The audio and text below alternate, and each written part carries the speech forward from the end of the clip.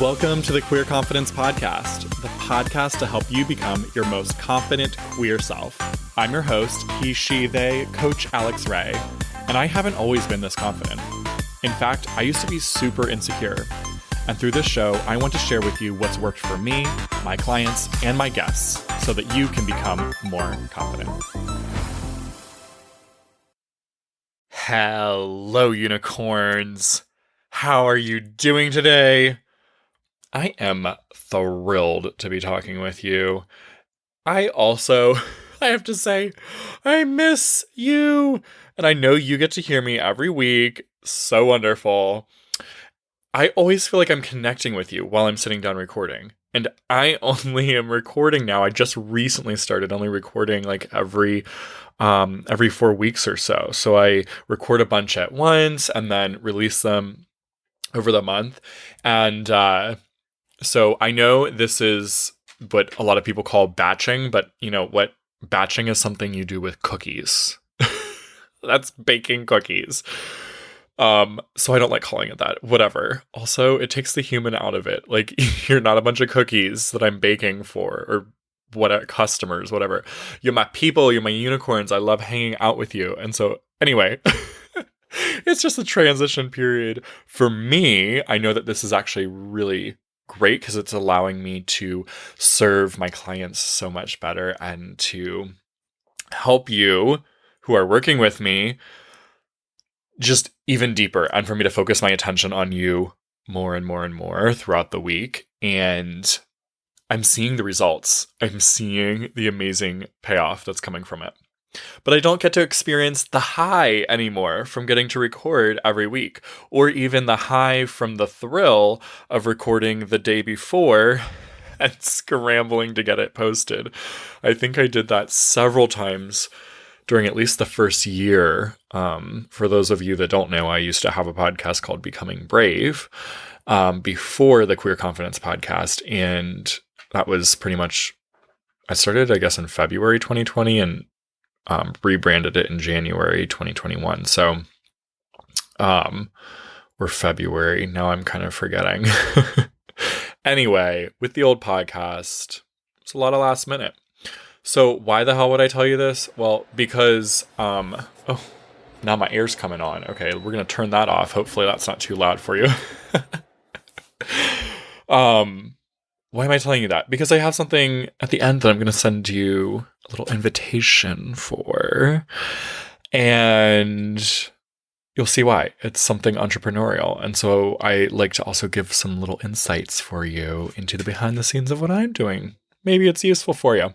All right, let's get on to talking about how to be iconic. Excuse me.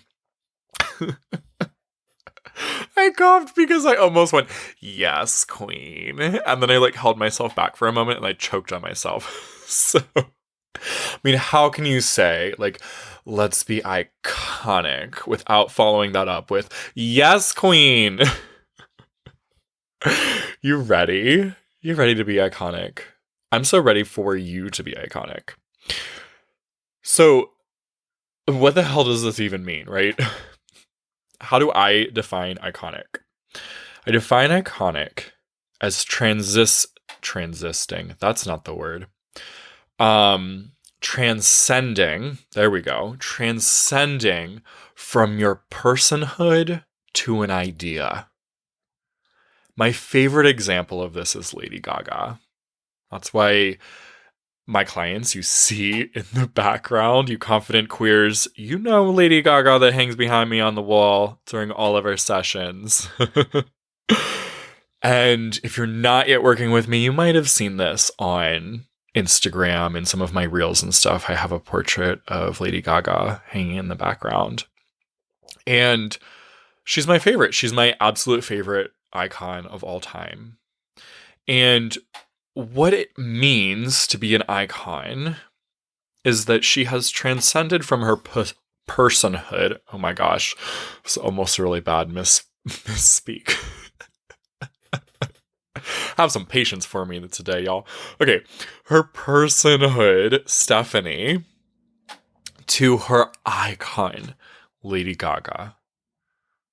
Lady Gaga stands for an idea that we are all stunning works of art.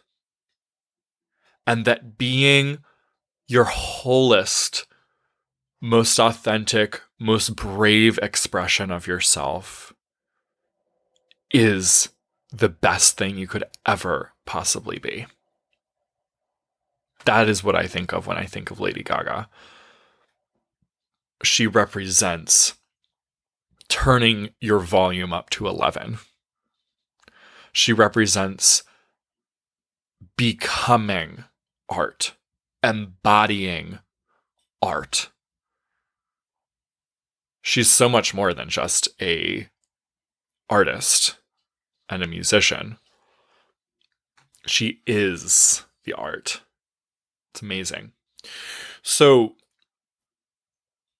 to become iconic, you are standing first and foremost for an idea that is so profound, so over, I'm at a loss for words, y'all. It's bigger than life. It's bigger than you. It's bigger than simply just who you are. And if you want a book that'll really help you with this, seeing if you are a business owner, especially, seeing how you are creating art, I highly recommend the book Big Magic. And Big Magic, the author, whose name is escaping me at the moment, she describes how ideas are living entities. They are spiritual living entities that have come to partner with us as a human to then be brought into our physical reality. And I love thinking about ideas this way because it takes the pressure off of you as the artist. When you show up in your life being the fullest expression of yourself, people are going to have thoughts. Some people are going to love it, and some people are going to hate it.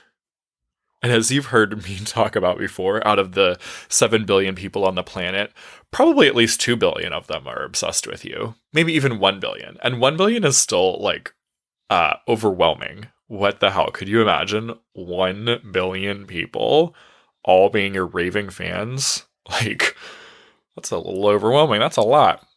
And you say, what about the 6 that don't like you? Well, you've got an army of 1 billion to surround you. You've at least got some time before they're going to get through to you, right? So, I'm losing my spot here, y'all. This is the real authentic me. Do you see it? I'm cranking my volume up today. I'm being the fullest expression of myself. All my ADHD, okay? So, standing for an idea, it doesn't have to be something that's really detailed. I don't want you to overthink that at all. It's not. And in fact, the simpler the idea, the more profound an impact it has.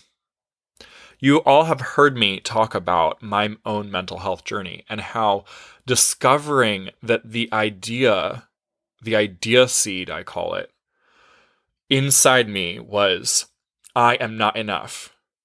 And so my entire life I performed and people pleased and hustled in order to feel like I was enough.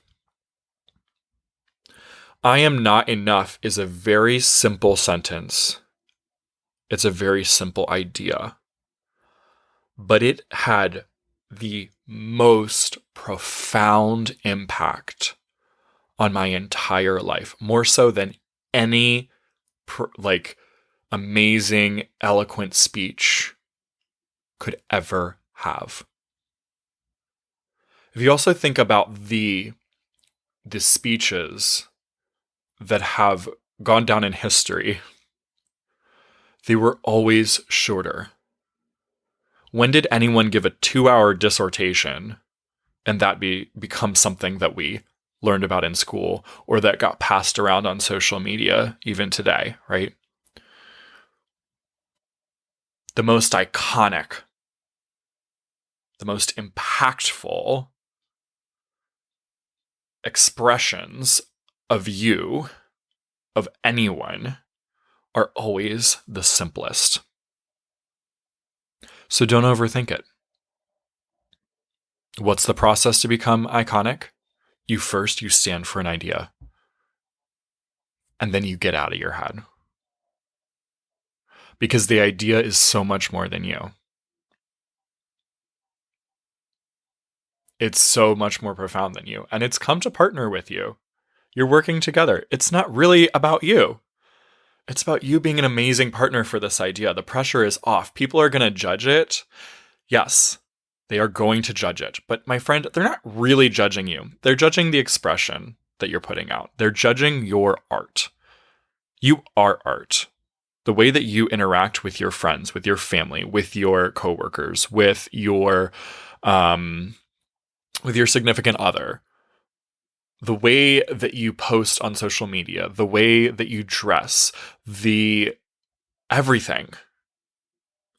Your life is a living work of art. And people are going to have thoughts about it, my friend. They're going to have thoughts about it.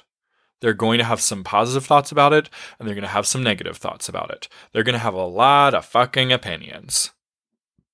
But you know what makes good art good art? It's not that everyone loves it. It's that it provokes thought.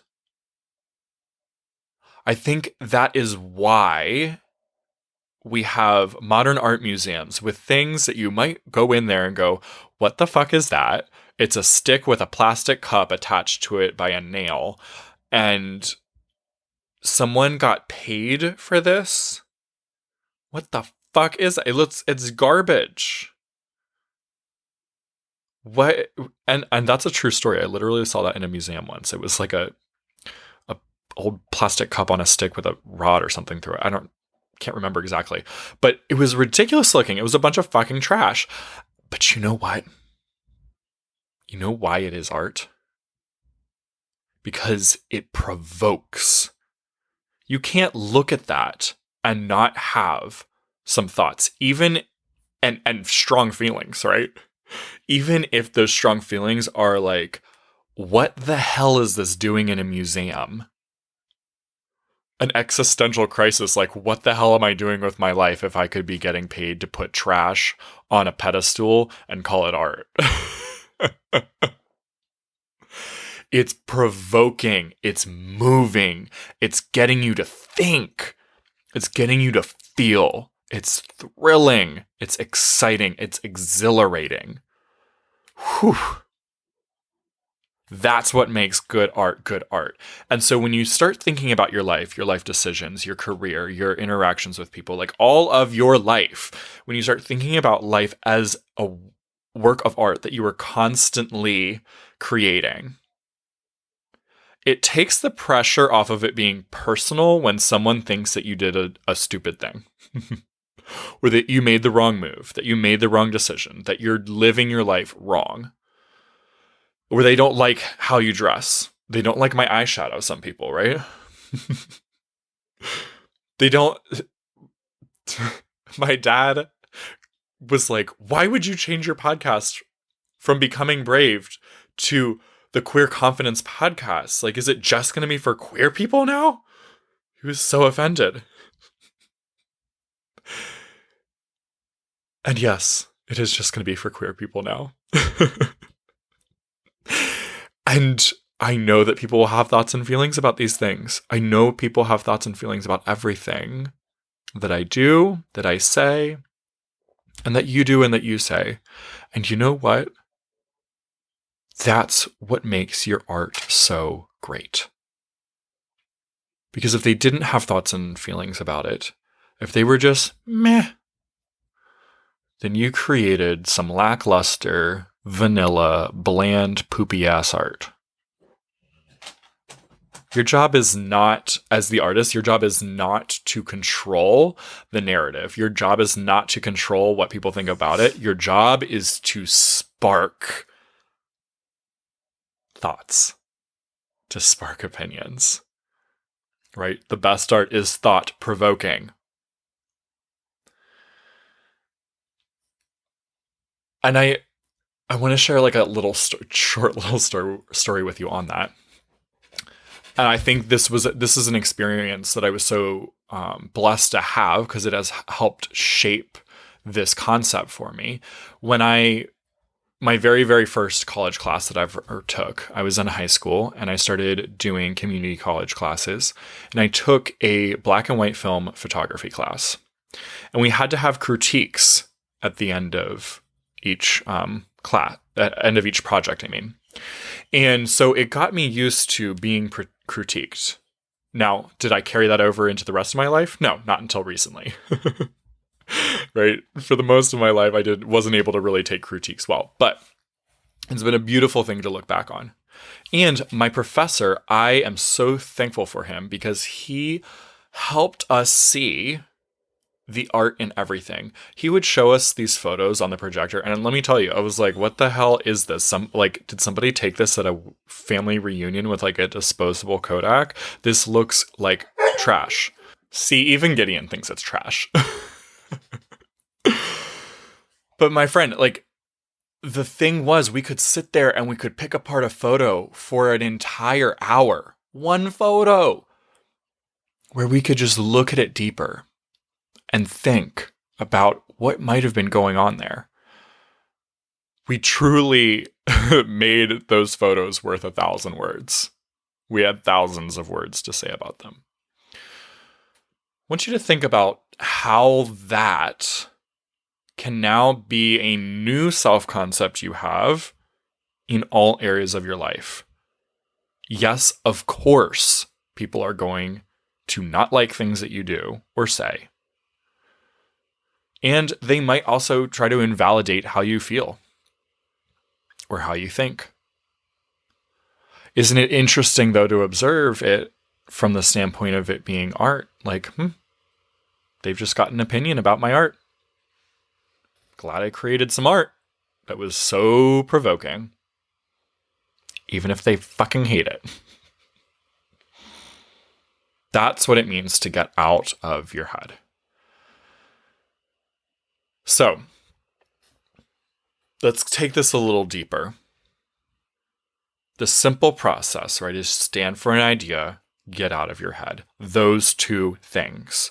But in order to do those two things well and from a place that's sustainable and feels good and isn't triggering, we want to first start with creating a core of safety for your inner child.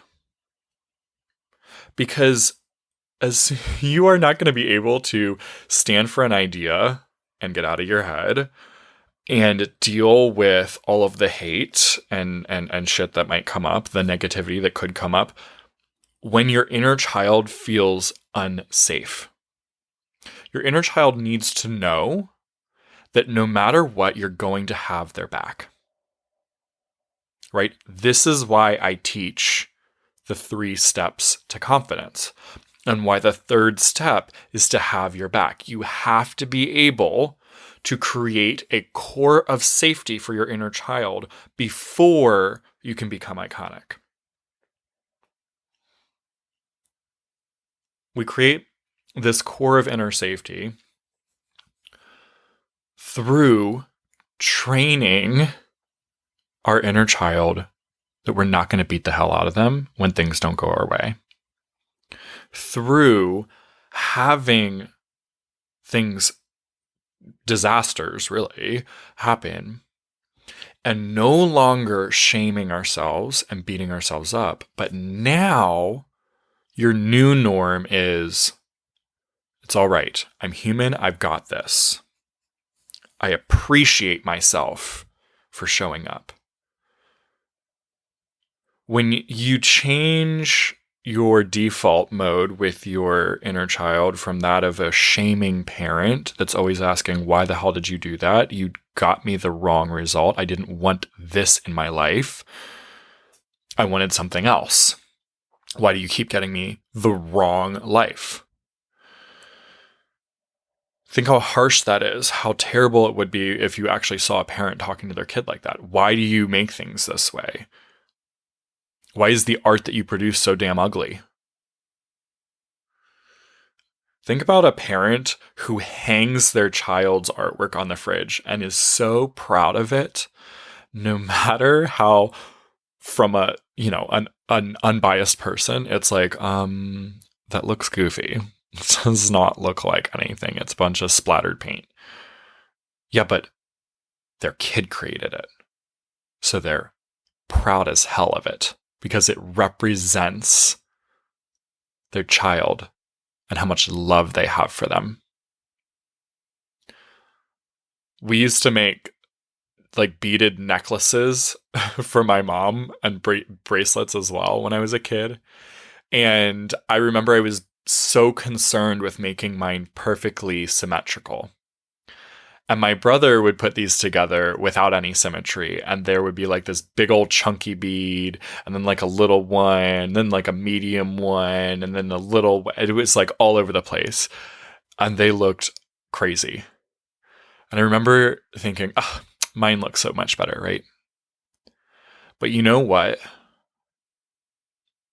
Thank you, Mom, for putting on the necklace he made and wearing it around. She wore my stuff too, but like she did not wear his because it wasn't symmetrical. She put that shit on and she wore it out to the grocery store with us. It was not high quality, amazing jewelry, but it represented to her the love she had for her kid. I wonder what would happen for you if you did the same type of thing with your own inner child.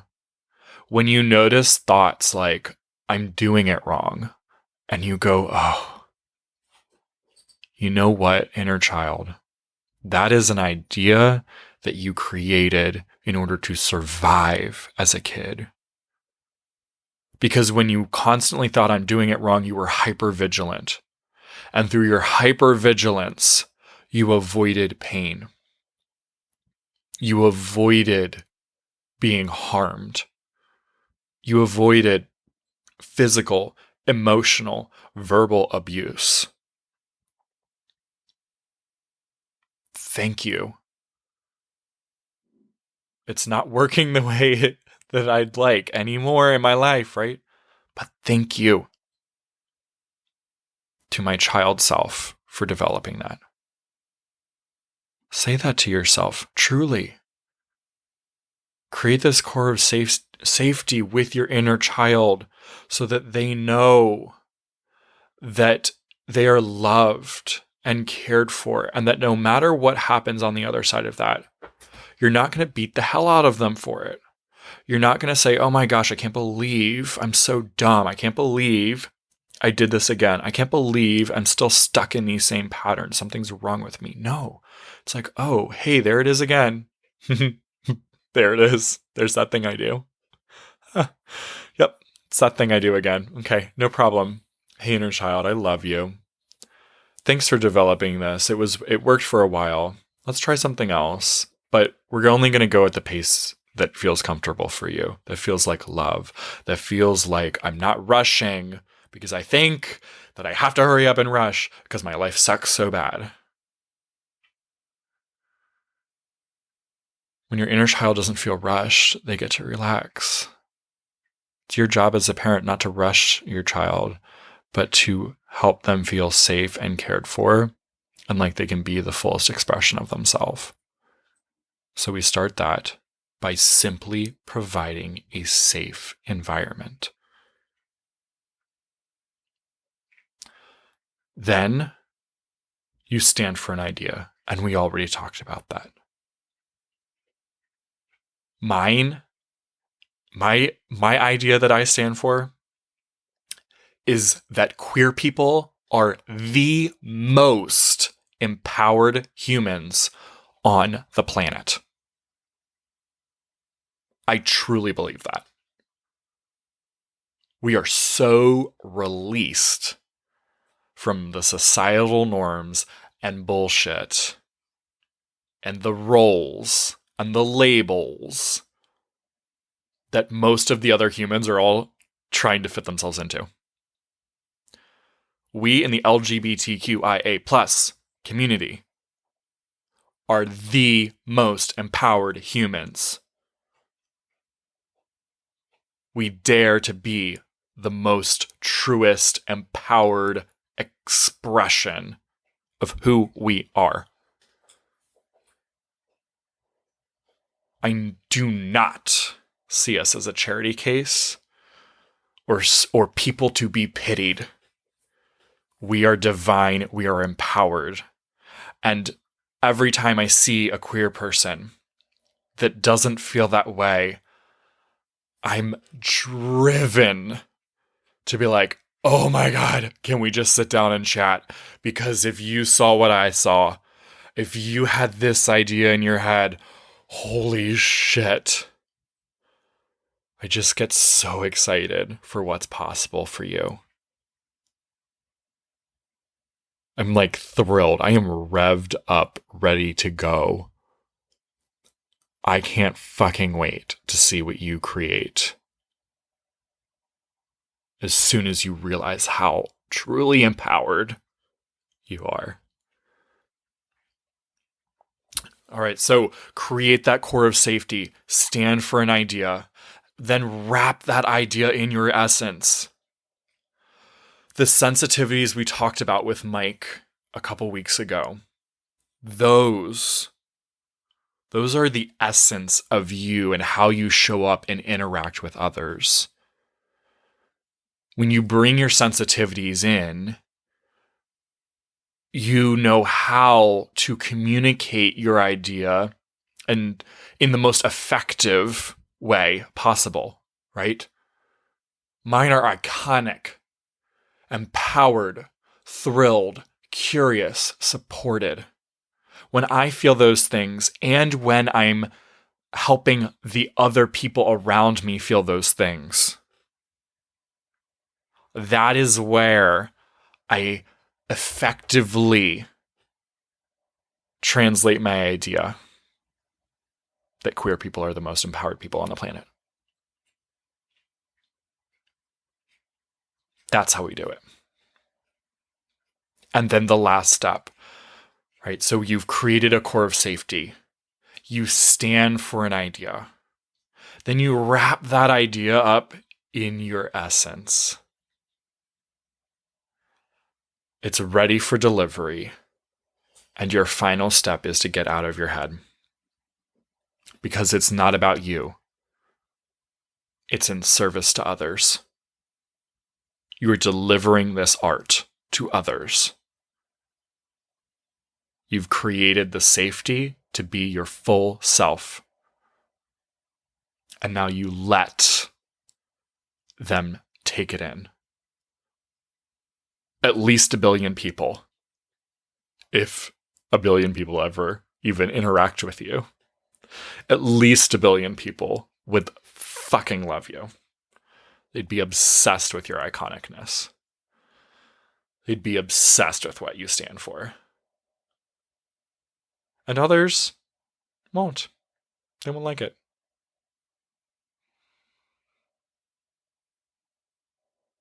I want to bring us back around real quick to Lady Gaga again, because I want you to just sit with what it takes to be your full iconic self. She took some massive risks early in her career. I don't know if you know this, but she literally emptied her bank account for the first Monster Ball. And what is Lady Gaga known for? The most just iconic, we're just going to keep using that word. She's known for the most iconic, insane, concerts on the fucking planet. Like, she goes all out. These are entire shows. This is not like a, let's stand up here and listen to me sing. This is an interactive, immersive experience that tingles every sense that you have in your body. Like, her sets are fucking expensive. And she took that risk, and she talks about how her manager or producer, whoever it was, he used to be her manager, said, "Are you sure? I don't think this is a good idea. We should not do this." And she said, "No, I don't care. We're standing for this. And if we, like, die trying, so be it. But we are going all the way out." And I think she said she spent around $1 million on that first Monster Ball. Everything that she had. Literally all of her finances. And now look at where she is today. She took the risk to stand for her idea. My friend, that's also what it takes to become iconic. It takes you being willing to take risks, to stand for the ideas, to embody them, to not just let them be something fluffy and nice that you tell people about. No, this is you being a living, breathing example of your idea.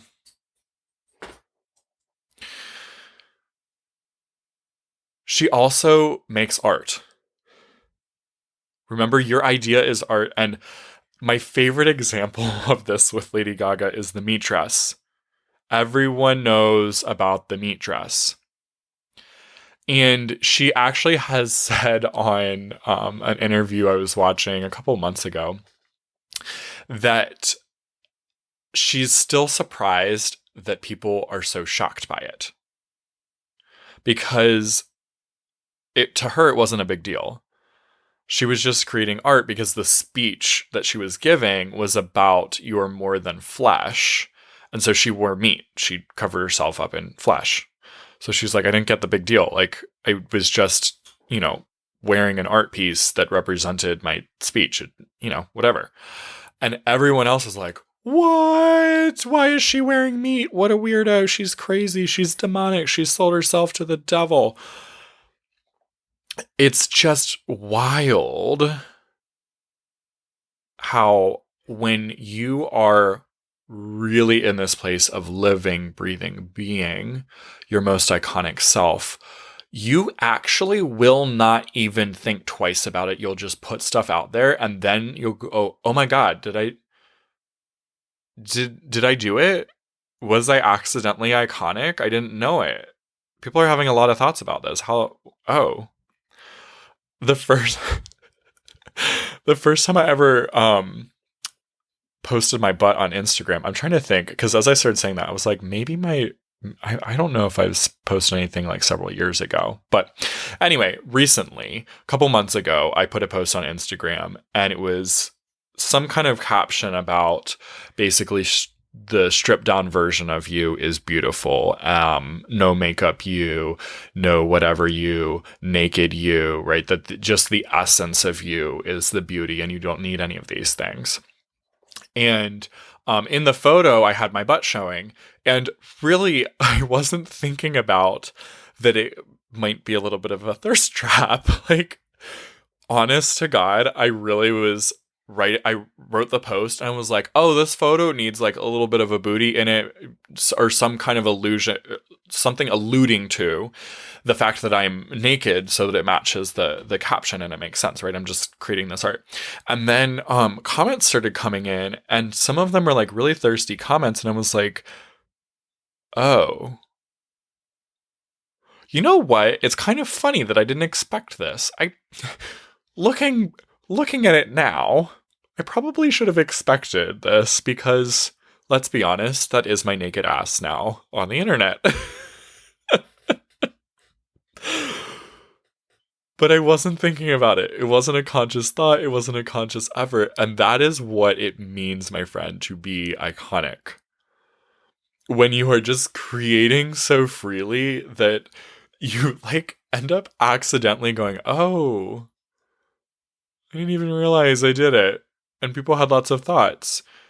And some of them were like, ooh, I want to fuck you kind of thoughts. And then others were like, oh, this caption is amazing and thanks for it. And I feel so much freer now. And like, thanks for posting your butt. It's, giving me ideas and releasing me from the kind of restrictions I put myself in, right? So I just want you to think of that next time that you're really going here. It's not going to be something for you, I promise. When you do this in order, when you really start with creating that core safety for your inner child, you're not going and just kind of exposing yourself or something. You're not going and standing for this idea in a way that's like risking your safety and like, well, yeah, it's not risking your safety. It really is coming from a place that you are so taken care of that you now get to just kind of overflow art. I think about like a cup that's overflowing, right? You can't help but splash it around and spill it out when you move it around. That's what happens when you are embodying your iconicness. You can't help but just spill it out all over the place. It really will almost feel like it happened by accident. All right. You are so ready for this, my friend. You are so ready to become iconic. But remember, it must start. I say you're ready, and then I'm going to put this caveat on it. The way that you'll know you're ready or not is by the safety that you have for your inner child. That is where you must start. That is the foundation. And that's why I have my Confident Queer program. Because that's what we do there. We set up everything you need in order to be able to show up in life with total confidence. And then you can choose, I want to become iconic. And it actually, I say choose, but now that I'm thinking about it, might not even really be a choice. You might kind of just accidentally evolve there, to be honest. You're going to start being with full confidence yourself. And your iconicness is just going to show through. People are going to have this profound idea, this experience that they get every time they're with you, around you. They read your stuff online. You really are going to become an icon by first becoming confident. So I told you I had a little invitation for you. And I do. If you are in that stage now, crossing from confident to iconic, I am inviting you to the most empowering party of your fucking life. It's going to be a queer entrepreneur orgy. How does that sound? Not literally an orgy, but figuratively. It's called the Iconic Queer Mastermind. And in this 6-month mastermind, you will transcend from simply your personhood to an idea. This mastermind is going to empower you to become iconic and to change lives with your iconicness. So if you want in, I'll put the invitation link in the show notes.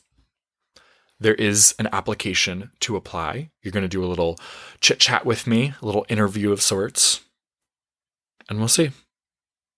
Are you ready? Do you have what it takes now to become iconic?